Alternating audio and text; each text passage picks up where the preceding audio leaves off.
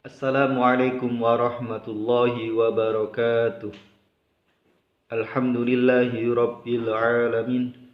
Pada hari ini kita akan belajar sejarah kebudayaan Islam tentang kisah Nabi Muhammad diangkat menjadi Rasul. Nabi Muhammad merupakan Nabi terakhir yang diangkat oleh Allah menjadi Rasul. Pada umur 25 tahun, Nabi Muhammad menikahi Khadijah. Khadijah merupakan saudagar yang kaya raya, yang tidak mempunyai suami. Khadijah kagum kepada Nabi Muhammad karena berdagang dengan jujur, sehingga Khadijah pun ingin menikahi Nabi Muhammad. Nabi Muhammad dikaruniai 7 anak, dan 7 anak tadi terdiri dari 3 putra dan 4 putri. 3 putra adalah 1 Qasim, 2 Abdullah, dan 3 Ibrahim. Dan 4 putri diantaranya 1 Zainab, 2 Ruqayyah, 3 Fatimah, dan 4 Ummu Kulsum. Namun untuk putranya yang bernama Ibrahim adalah putra beliau dari pernikahannya dengan Maria Al-Qibtiyah. Sedangkan yang lainnya pernikahan beliau dengan Khadijah. Pada 17 Ramadan tahun 13 sebelum hijrah, Nabi Muhammad diangkat menjadi Rasul. Dan pada saat itu Nabi Muhammad menerima wahyu pertama di Gua Hira berupa surah Al-Alaq ayat 1 sampai 5.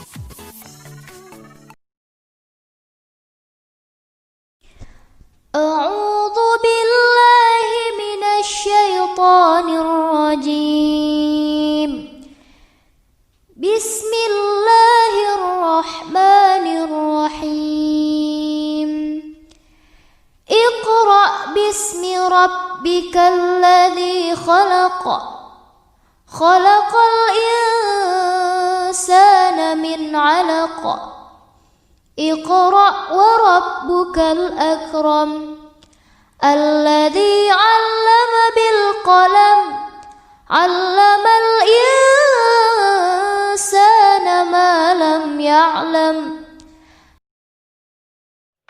Pada saat menerima wahyu yang pertama ini, Nabi Muhammad gemetaran dan merasa takut.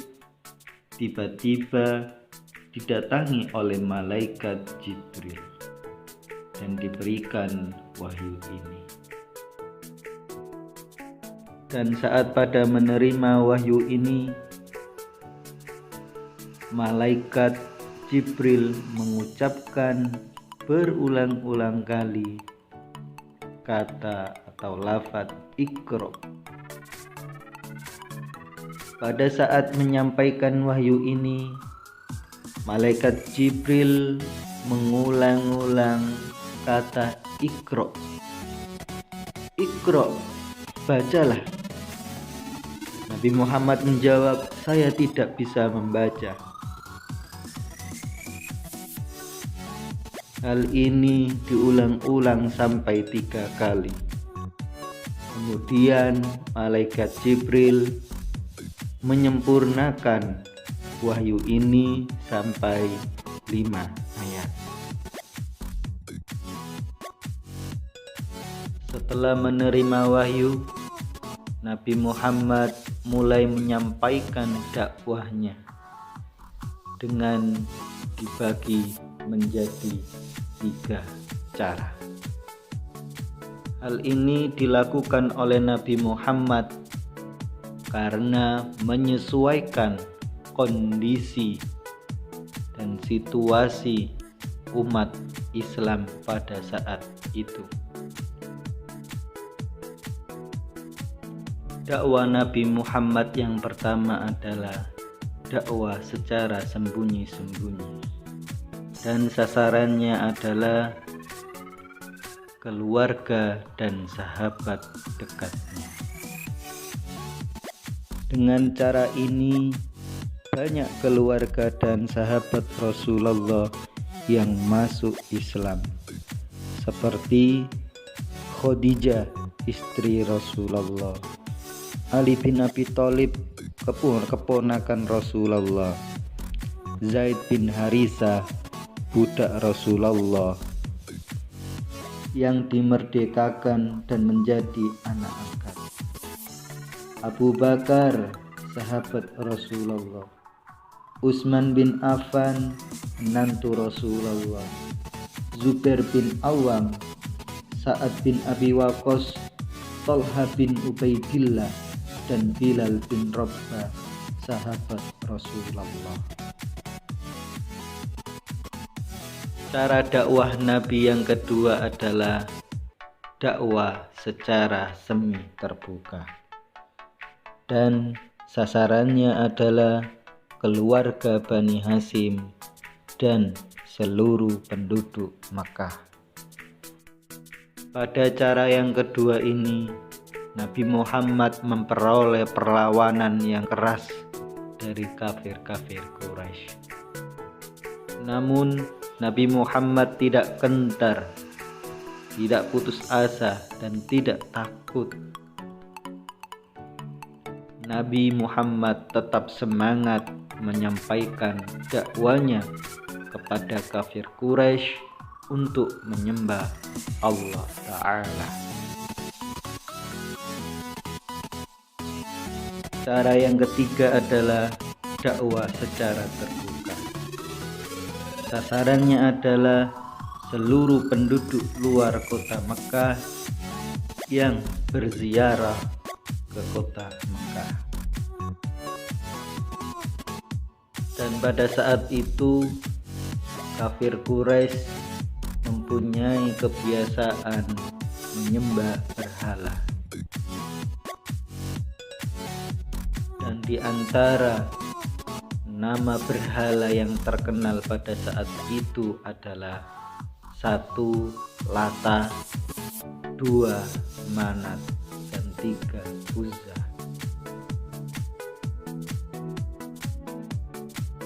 Nabi Muhammad mengajarkan kepada umat Islam dan penduduk Mekah untuk menyamakan derajat antara seorang budak dan orang merdeka, antara laki-laki dan perempuan. Karena pada saat itu orang budak dan orang perempuan merasa direndahkan. Kemudian Islam datang, maka tidak ada perbedaan derajat. Semua sama di hadapan Allah. Yang membedakan adalah takwa. Dengan mempelajari materi ini, semoga kita bisa meneruskan perjuangan Nabi Muhammad sallallahu alaihi wasallam.